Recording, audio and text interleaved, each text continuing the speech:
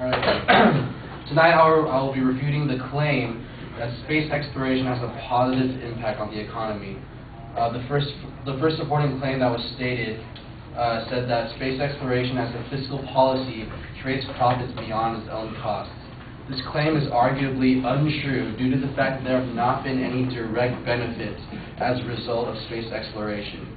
In addition, as the late physicist and Nobel Prize winner Richard Feynman stated, human space travel has never achieved any major scientific breakthroughs.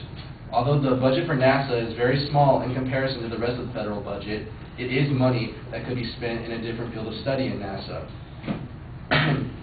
which could also result in many more benefits. For example, for the year 2011, President Obama, although increasing the NASA budget to $19 billion, has actually cut the spending for space exploration and is instead spending the money with an emphasis on science research as opposed to actual space exploration. Although it is widely believed that NASA space exploration has brought us the economic benefits of $8 to $9 for every dollar spent, the economic benefits were actually taking place in NASA research and not actual exploration. My opponent's second supporting claim stated that much of the technology and other services that we use today is directly a result of developments brought about by space exploration.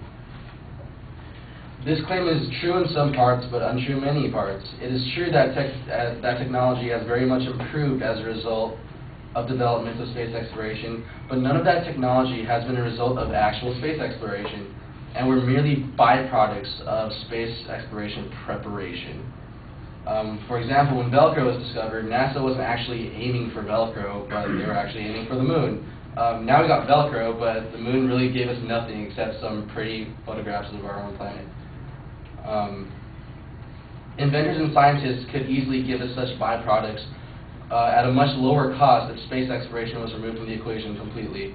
These discoveries could easily be developed by commercial companies that are aiming to make profit by developing these products, and this can all happen at a fraction of the price of space exploration. In addition to Velcro, some other discoveries included non-stick pans, foil, home insulation, radio, and wireless phones, which are also merely byproducts of space exploration development as opposed to actual space exploration.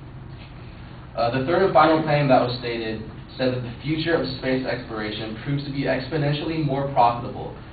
These ideas are not as profitable as they may seem.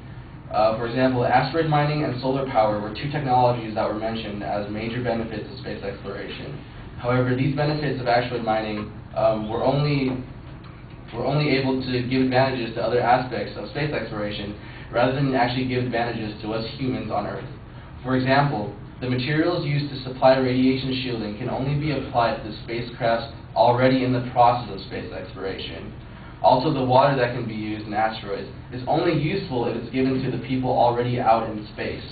This in no way does it benefit us on Earth. Another benefit that was stated was solar power using wireless transmission.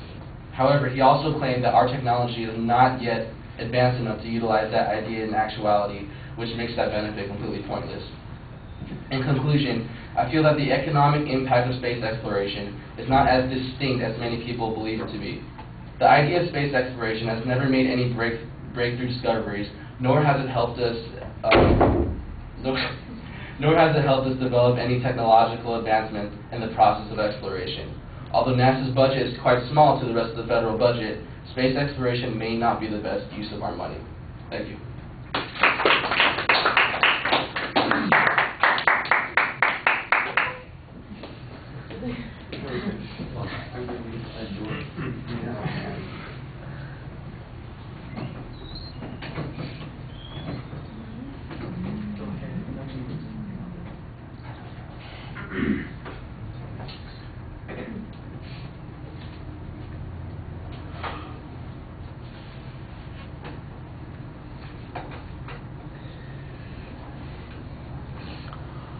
All right, the main point is pretty clearly stated. One thing that I think you need a better section on is the difference between exploration and research, because I think the inference is that the exploration involves human exploration of space as opposed to general explanation of space, and those byproducts, for instance, that come from that form of research is not really something that's all that substantive, but that other forms of space research are, because they're focused on giving us dividends here on the planet.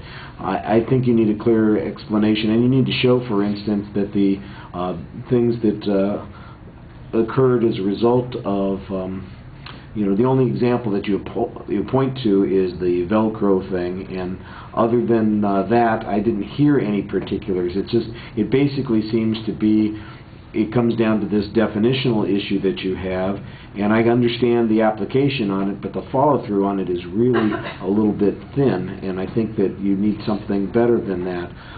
You run into the same problem, for instance, on the last point where you're talking about the asteroid mining, and I think that it's a little bit clearer what you're making the application to on that point, and it works okay, but it basically sounds like you're just saying the same thing over and over and over again without providing much proof on those particular claims. You made this challenge on the money being a result of stuff that was done on research, and I didn't hear any evidence on that. I only heard your mild criticism of Velcro and the suggestion that it could have been developed commercially. One of the things that I think is problematic is that there's a cause-effect sort of chain that's going on here, that the exploration is what caused the research, which would produce the benefits. That's the way I think the advocate would say that this chain of arguments developed, and you seem to be saying, well, the benefit came as a result of the research, and whatever the reason was for the research doesn't matter. It's just the research that gives us those results. And it's that postulation about which direction is the cause and which is the effect that's going on here. And I think you just need a little bit stronger. For example, giving us some information that shows that the satellite research or that the technologies that we developed from upper atmospheric investigation, weather things, communication things, all those things, that they came about as a result of things that had nothing to do with human exploration. That stuff, I think, would prove your point a lot more effectively. Is that